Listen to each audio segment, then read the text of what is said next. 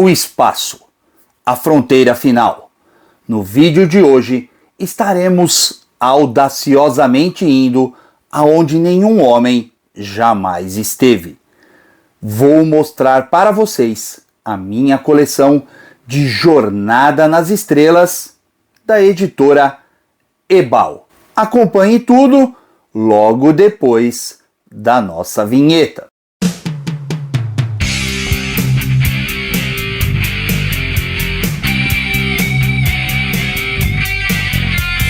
Opa, galera! Beleza? Cássio Vitti na área! Bom, sejam todos muito bem-vindos, principalmente você que está conhecendo o nosso canal através desse vídeo aqui. Sinta-se em casa, fique bem à vontade, mas eu quero te pedir um voto de confiança logo de saída. Deixe o seu like agora. Acompanhe o vídeo até o finalzinho. Se chegar lá na frente, você achar que o meu trabalho aqui não é bacana, você não curtiu o vídeo, aí você pode até tirar o like, tá bom? Bom, galera, olha só, hoje eu vou mostrar para vocês a minha coleção de Jornada nas Estrelas, atualmente Star Trek, né? Eu sou ainda da época em que costumava-se traduzir os nomes das séries, dos personagens para o nosso mercado aqui. Hoje em dia não, hoje em dia tá tudo americanizado mesmo e é assim. Mas essa série aqui, na época, se chamava Jornada nas Estrelas. Eu tenho aqui algumas edições, não são todas que foram publicadas, tá bom? Essas edições, elas saíram entre dezembro de 1971, meados de 1973, os 14 primeiros números da coleção Hiper foram dedicados à Jornada nas Estrelas e os dois últimos números, 15 e 16, respectivamente, foram dedicados a outra série de TV que fazia muito sucesso, Terra de Gigantes. Então, no vídeo de hoje, vou mostrar para vocês as edições que eu tenho aqui e que eu guardo com muito carinho na minha coleção. Mas antes disso, eu só preciso lembrar todo mundo aí da minha parceria com a Amazon. Eu deixo aqui no campo de descrição do vídeo um link geral do canal. Você pode entrar ali e comprar qualquer coisa, desde um chiclete até uma Smart TV 65 polegadas. O preço do produto para você não altera em nada. Formas de pagamento, parcelamento. Se for assinante Amazon Prime, o frete continua grátis. Você não é onerado em nenhum centavo. A diferença é que a Amazon abre mão de um pequeno percentual do valor da transação e me paga pela divulgação dos links. Poxa vida, cogite aí a possibilidade de me ajudar dessa forma, tá bom? Bom, galera, vamos lá. Vou mostrar para vocês aqui. Antes, só quero dar aqui uma contextualização bem geral mesmo, né? A série Jornada nas Estrelas, lançada lá nos Estados Unidos por volta ali de 1966, mais ou menos, já passava aqui no Brasil através da rede Tupi de televisão, inicialmente, depois ela foi pulando entre várias emissoras aí, né? E continuou a ser reprisada no Brasil até meados ali dos anos 90. E atualmente, ainda passa todos os domingos às 11 da noite na Rede Brasil de televisão. Então é uma série aí muito conceituada, respeitadíssima. Na minha opinião, a melhor série de ficção espacial de todos os tempos. Eu não troco Jornada nas Estrelas por Guerra nas Estrelas, não. Guerra nas Estrelas é a atualmente conhecida como Star Wars, tá bom? Eu sou da época do Guerra nas Estrelas, tá bom?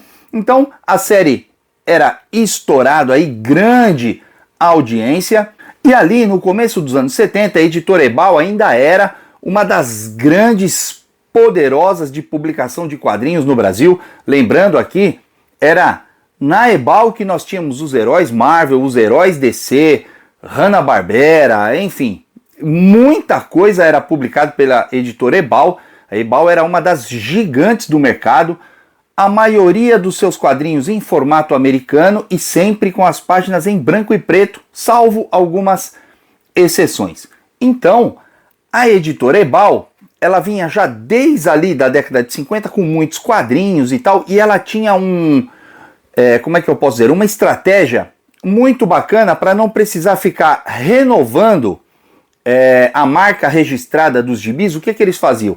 Eles tinham marcas registradas e dentro dessas marcas eles colocavam ali a marca de novos personagens e iam publicando novas séries. Por exemplo, nós temos aqui o gibi, né, a série chamada Hyper, que aqui estava na sua primeira série ainda. Então, dentro da série Hyper, eles lançavam Jornada nas Estrelas. Quando eles tivessem queda de vendas, alguma coisa, eles lançavam a Hyper, segunda série, e punham ali embaixo do guarda-chuva um outro personagem, por exemplo, sei lá, o Capitão América, entendeu? A Ebal trabalhava dessa forma e acho que dava resultado para eles até então, né? Então nós temos aqui a coleção Hyper em sua primeira série, que trazia Jornada nas Estrelas. Olha só que bacana. Vou mostrar aqui então para vocês as edições que eu tenho aqui na minha coleção. Nenhuma dessas eu comprei na época em banca de jornal, tá? A maioria eu adquiri no começo dos anos 2000, e se eu não me engano deve ter uma aqui que foi lá da década de 80, mas enfim, vamos considerar aí que todas essas aqui eu consegui no começo dos anos 2000, tá bom? A primeira que eu tenho na minha coleção é a de número 2, olha só, aqui ó, que bacana, ela já está bem desgastada, né? Está com bastante marcas aqui de traças na capa, né? Mas tá aqui, é uma edição muito bacana. Ela foi vendida à época a 80 centavos de cruzeiro, olha só, e trazia na capa fotos, né, do Capitão Kirk e do Spock. Muito bacana essa edição aqui, ó. Prisioneiros no planeta dos condenados obrigam o Capitão Kirk a sofrer o mesmo destino. Olha só que bacana. As publicações da Ebal eram edições assim, ó, bem charmosas. Eu gosto demais, demais mesmo. Vamos ver se tem alguma referência aqui com relação aos artistas. Não tem. As publicações da época falhavam bastante com relação a isso, né? Mas olha aí, ó, histórias em preto e branco, muito bacanas. Essa edição traz uma história dividida em duas partes. Então nós temos aqui O Segredo do Asteroide da Morte, que é a segunda parte da história. Sensacional, lembrando, dezembro de 1971. Para completar a edição, a bitola da edição, nós temos uma outra história aqui, aleatória, que não tem nada a ver com nada. É O Assaltante Noturno de Paris, uma historinha aí, ó, de 3 páginas, que era só para completar ali a bitola da edição. A próxima que eu tenho é a de número 5 e foi vendida já ao preço de 1 cruzeiro. E olha só que capa bacana, é o Senhor Spock aqui, ó, na capa. Bem legal, essa aqui tá bem conservadinha. Pense rápido, Senhor Spock. 2 planetas vão colidir. Sensacional, hein? Ah, aqui, olha que bacana. Um comentário aí à parte, né? Fotos do filme O Judoca, que estava sendo produzido ali na época, filme nacional, né? O Judoca, um personagem brasileiro que era publicado pela Ebal. Só que esse filme aqui é um filme muito... com muito poucas informações, até hoje, eu particularmente, e mesmo lá no nosso grupo do WhatsApp, a gente conversou já uma época bastante sobre isso. Ninguém tem certeza absoluta se o filme chegou a ser lançado ou não. Eu particularmente acredito que não, mas existem várias fotos aí que circulam, né? Mas eu acho que efetivamente o filme nunca foi lançado. Então nós temos aqui Quando os Planetas Colidem, a primeira história dessa edição. Olha só. A arte era bem interessante dessas edições aqui, eu gosto bastante mesmo. É uma pena que não tem aqui o crédito, né, de quem era o desenhista. Vamos ver quantas histórias tem essa edição. Eu acho que é uma história só mesmo. Essa aqui é uma única história que completa aí a edição. Olha só que bacana, as publicações tinham apenas 36 páginas, né? Contando as capas. A próxima que eu tenho aqui é a edição de número 6, Jornada nas Estrelas, uma colagem aqui, ó, na capa. Cores bem gritantes aqui, né? Esse verdão aí. Capa meio, um gosto meio duvidoso, né? E aqui mais propaganda do Judoca aí, ó. Vem aí o Judoca no cinema. Será que chegou mesmo? E a história O Planeta Enfeitiçado. E nós temos aqui, já logo na primeira página aqui, ó, a Torre Eiffel caindo sobre o Capitão Kirk e o Dr. McCoy, né? O magro, o Bones. Vamos dar uma folhada aqui na edição. Olha só, Jornada nas Estrelas tinha bastante... bastante histórias envolvendo viagens no tempo, né? E aqui, O Planeta Enfeitiçado, a segunda parte da história, olha só. Bem bacana. E no final, mais uma vez, uma história enche linguiça aqui, com 4 páginas. Viagem Misteriosa, olha só. Completando aqui a bitola da edição. Jornada nas Estrelas número 7, Armadilha da Juventude. Também está bem conservada essa edição aqui, ó. Eles ficam desamparados ante o estranho que condena a juventude. Muito bacana. O resultado do primeiro grande concurso de histórias em quadrinhos da Ebal. Olha só. Tá aqui.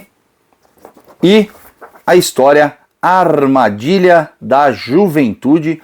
Essa edição aqui de junho de 1972. Cara, que bacana. Que vontade de reler essas histórias aqui.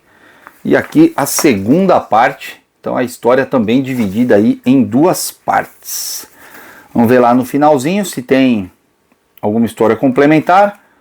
Tem o Livro Místico. Olha só.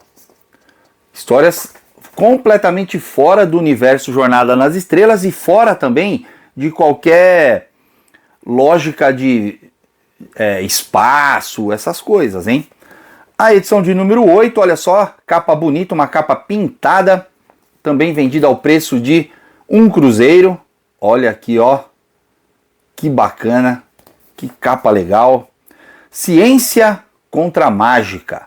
Titãs galácticos em fúria aprisionam a Enterprise. Sensacional! Aqui a conversa do redator, que algumas edições traziam, né? Era um bate-papo aí. E aqui o começo da história. O Cetro Solar é o nome da história.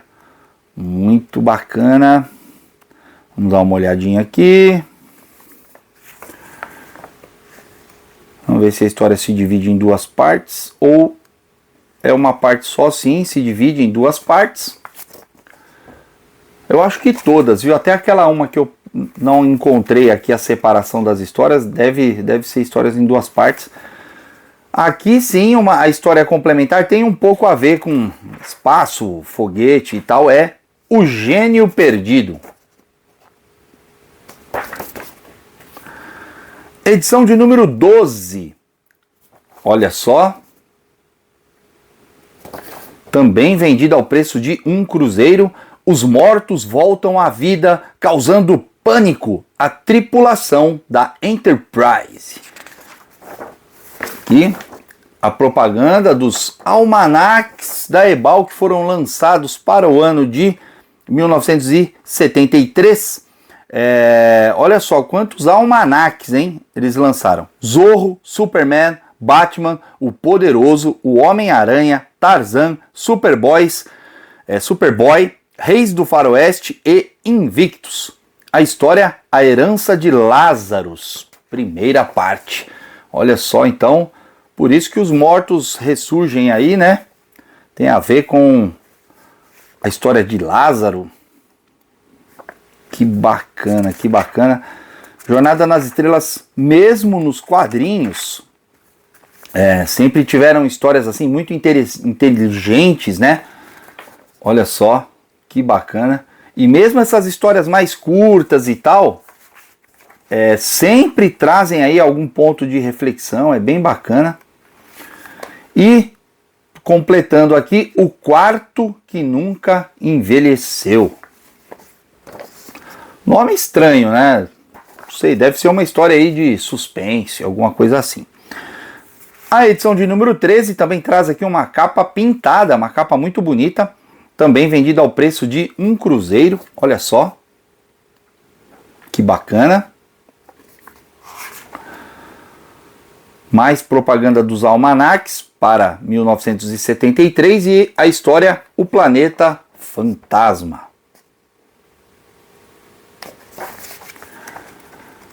Vamos ver se a história se divide.